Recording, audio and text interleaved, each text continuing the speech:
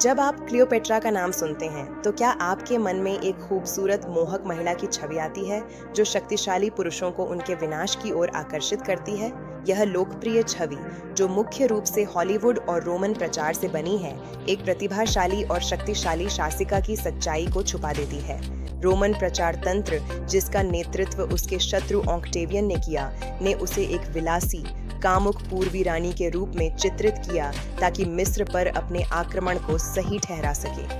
हालांकि क्लियोपेट्रा के Julius Caesar और मार्क एंटनी के साथ संबंध केवल प्रेम प्रसंग नहीं थे, बल्कि ये उसके सिंहासन को सुरक्षित करने और ऑक्टेवियन की शक्ति को चुनौती देने के लिए किए गए चतुर भू राजनीतिक चालें और रणनीतिक गठबंधन थे। वह प्रसिद्ध कालीन वाली घटना, जिसमें कहा जाता है कि उसने खुद को सीजर तक पहुंचाने के लिए छुपा लिया था, संभवतः एक गलत अनुवाद है। मूल ग्रंथों से पता चलता है कि वह लिनन की बोरी या बिस्तर के थैले में छुपी थी, जो उसकी साहसी हिम्मत को दर्शाता है।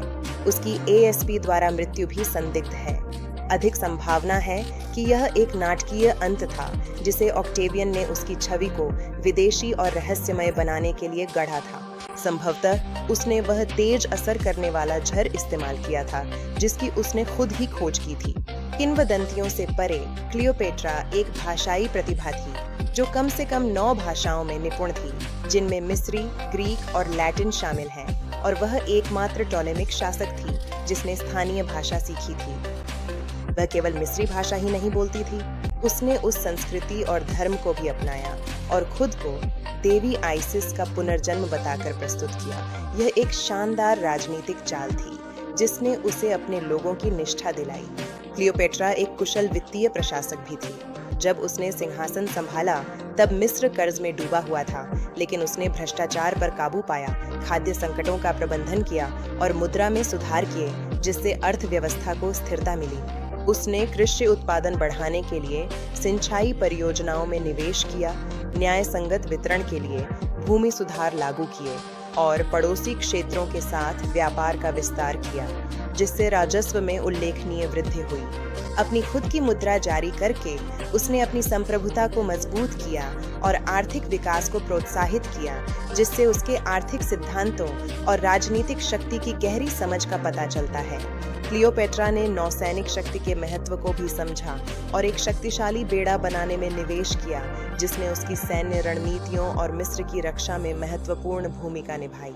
उसका शासनकाल 31 ईसा पूर्व में एक्टियम की लड़ाई में ऑक्टेवियन से हार के साथ समाप्त हुआ और रोम में अपमान का सामना करना पड़ा।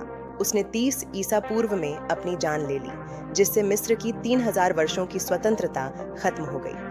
इतिहास अक्सर विजेताओं द्वारा लिखा जाता है और ऑक्टेवियन ने यह सुनिश्चित किया कि क्लियोपेट्रा को विलासी और मोहक महिला के रूप में याद किया जाए, ताकि उसकी उपलब्धियों को कमतर दिखाया जा सके और अपनी विजय को उचित ठहराया जा सके। हालांकि उसकी असली विरासत आज भी बुद्धिमत्ता, राजनीतिक कौशल और दृढ़ता के प्रतीक के रूप में कायम है। वह एक प्रतिभाशाली, बहुभाषी रणनीतिकार और मिस्र की अंतिम सच्ची फिरौन थीं। अब समय आ गया है कि हम क्लियोपेट्रा को उस प्रतिभा के रूप में याद करें जो वह वास्तव में थी, एक शक्तिशाली रानी, जिसने अपने दिमाग को अपना मुख्य हथियार बनाया और प्राचीन इतिहास की दिशा को आकार दिया।